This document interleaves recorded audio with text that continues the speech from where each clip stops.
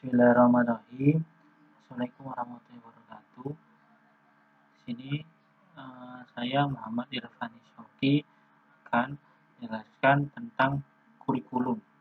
Nah, yang pertama yaitu perkembangan kurikulum di Indonesia ini ada 10 yang saya peroleh. Itu yang pertama, kurikulum rencana pelajaran 1957. Ini merupakan kurikulum pertama di Indonesia dan merupakan kurikulum pengganti dari sistem pendidikan kolonial Belanda dan dilaksanakannya ini pada tahun 1950.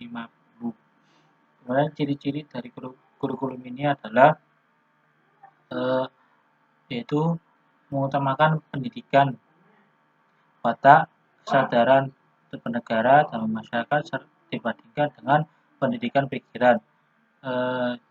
Materi pelajarannya itu selalu dihubungkan dengan peristiwa sehari-hari yang dimana berhubungan dengan kesenian dan pendidikan jasmani. Kemudian yang kedua, kurikulum rencana pendidikan terurai 1952. Kurikulum ini itu memperinci setiap mata pelajaran dan mengarah kepada sistem pendidikan nasional. Nah, ciri-cirinya isi dalam pelajaran ini harus sesuai dengan kehidupan sehari-hari. Mata pelajarannya itu ada 5, yaitu moral, kecerdasan, emosional, keterampilan, dan jasmani. Dan yang ketiga, kurikulum rencana pendidikan 1964. Kurikulum ini menyempurnakan dari sistem kurikulum di Indonesia pada saat itu. Ciri-cirinya yaitu pemerintah ingin rakyatnya untuk bisa mendapatkan pengetahuan akademik untuk bekalnya nanti di SD.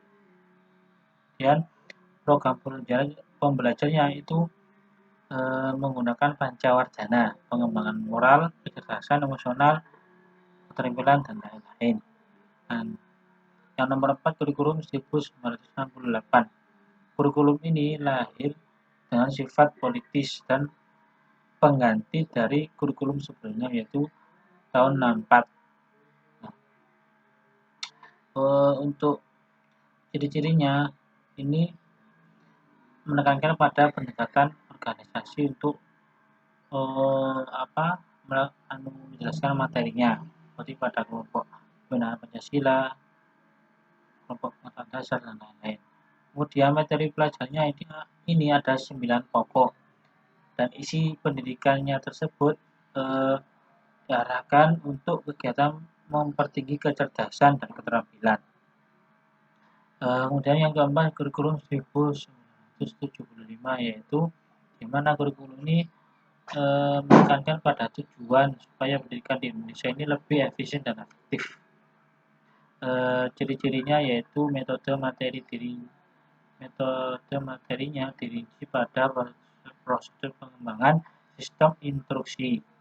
Setiap satuan itu dirinci lagi untuk petunjuk umum dan tujuan instruksional. Dan yang keenam, kurikulum 1984 disebut dengan kurikulum 1975 yang disempurnakan. Nah, kurikulum ini mengutamakan pendekatan keterampilan proses. Tujuan juga di sini sangat penting. Lalu ciri-cirinya yaitu berorientasi pada institusional, pendekatan pengajarannya berpusat pada siswa, materi pelajarannya menggunakan pendekatan spiral, pendekatan yang menggunakan bahan ajar didasarkan pada kedalaman dan keluasan materi. Yang ketujuh yaitu kurikulum 1994 dan kurikulum suplemen kurikulum 1999. Nah, kurikulum tahun 94 ini itu adalah penggabungan dari kurikulum sebelumnya, yaitu kurikulum 75 dan 84. Terus cirinya bersifat populis, sistemnya untuk semua pendidikan di Indonesia, pembagian tahapan pembelajarannya dengan sistem catur bulan 4 minggu. Pengajarannya dari konkret ke abstrak. Terus yang karena tahun 94 ini banyak kekurangan, maka direvisi menjadi suplemen kurikulum 1909. Jadinya semua aspek kurikulum ditentukan oleh pusat. Terus proses belajarnya itu berpusat pada guru dan penyampaian materinya juga oleh guru. Yang ke-8 kurikulum 2004 ABK kurikulum kompetensi. Ini sebagai pengganti dari kurikulum 1994. Ciri-cirinya menekankan pada tercapainya kompetensi siswa baik secara individual dan klasikal. Orientasinya pada hasil belajar dan keberagaman. Yang ke-9 kurikulum 2006 WTSP, yaitu kurikulum tingkat satuan pendidikan. Ini lahir karena adanya peraturan pemerintah nomor 24 tahun 2006. Untuk ciri-cirinya yaitu memberi kebebasan kepada sekolah untuk melaksanakan program pendidikan, orang tua dan masyarakat terlibat aktif dalam proses pembelajaran, guru harus mandiri dan kreatif. Dan yang terakhir yang disebut kurikulum 2013 ini fokus pada memperoleh kompetensi yang dimiliki oleh siswa. Ciri-cirinya yaitu mencoba menyeimbangkan antara sikap spiritual dengan masyarakat, memberi fasilitas kepada sekolah, mengembangkan pengetahuan sikap dan keterampilan. Kemudian untuk landasan pengembangan kurikulum ini ada 3 landasan filosofis, yaitu yang intinya pendidikan ini selalu berhubungan dengan manusia.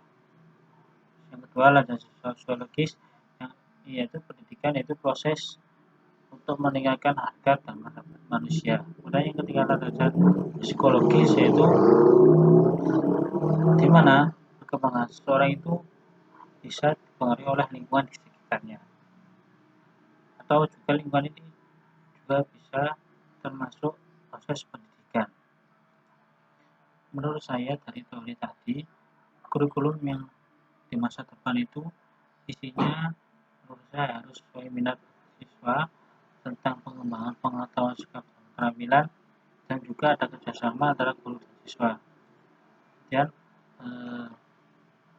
isi surat edaran Menteri Pendidikan dan Kebudayaan nomor 14 tahun 2019 itu intinya ada 3, yaitu ketika kita menjadi LPB harus fokus pada vision efektif dan berorientasi pada siswa. Vision adanya tepat dan efektif itu sesuai dengan tujuan pelajaran, orientasi pada siswa itu sesuai kebutuhan siswa. Dan komponen inti pada LPB itu yang seharusnya ada 13. Di sini ada tiga yang paling utama itu tujuan pembelajaran, langkah-langkah dan penilaian. Yang terakhir, di sini guru juga bebas untuk mengembangkan, membuat, memilih dan menggunakan LPB-nya tersebut. Nah, untuk contohnya saya ini ada LPB kurikulum 2013 kelas 4 kelas 1, yaitu mata pelajarannya itu tentang IPA. Ini bisa dilihat ya, pendidikannya yaitu MI, dan ada kompetensi inti, kompetensi dasar, dan kompetensi KD-nya itu mengidentifikasi macam-macam gaya, mendemonstrasikan manfaat gaya dalam kehidupan sehari-hari. Nah, tujuannya yaitu ya seperti ini, kegiatan menguraikan macam-macam gaya, siswa bisa mengkaji secara detail, kegiatan menyebutkan contoh, siswa bisa berpikir aktif, kegiatan melakukan macam-macam gaya, siswa bisa dapat pengalaman langsung dengan kegiatan mempresentasikan hasil, siswa bisa menjelaskannya hasil penciptaan mereka sendiri. Kemudian ada materi, teknik, dan metode. Karena ini ada langkah-langkah atau kegiatan pembelajaran. Nah, di sini intinya itu yang pertama guru menjelaskan tentang gaya tersebut, kemudian guru membagi kelompok menjadi 5 sesuai dengan macam-macam gaya tadi yang 3D. Kemudian setelah itu setiap kelompok itu mencari contoh dan menjabarkan, kemudian dipresentasikan, kemudian mempraktikkan macam-macam gaya itu sesuai contoh yang mereka pilih. Ya, di sini ada penilaian sikap, penilaian pengetahuan dan keterampilan. Nah, di sini penilaian sikapnya yaitu disiplin, kerjasama, tanggung jawab, peduli dengan teman sekelompok, menghargai pendapat temannya. Dan penilaian pengetahuan di sini ada hasil diskusi berkelompok tentang macam gaya tersebut. Terus keterampilannya ada 2, keterampilan dalam menjelaskan hasil diskusi dan keterampilan mempraktekkan dan menjelaskan hasil dari contoh macam gaya yang sudah dibuat atau dituliskan dalam hasil diskusi berkelompok tersebut. Nah, begitu untuk contoh TPP yang sesuai dengan surat edaran tadi. Sekian dari saya. Assalamualaikum warahmatullahi wabarakatuh.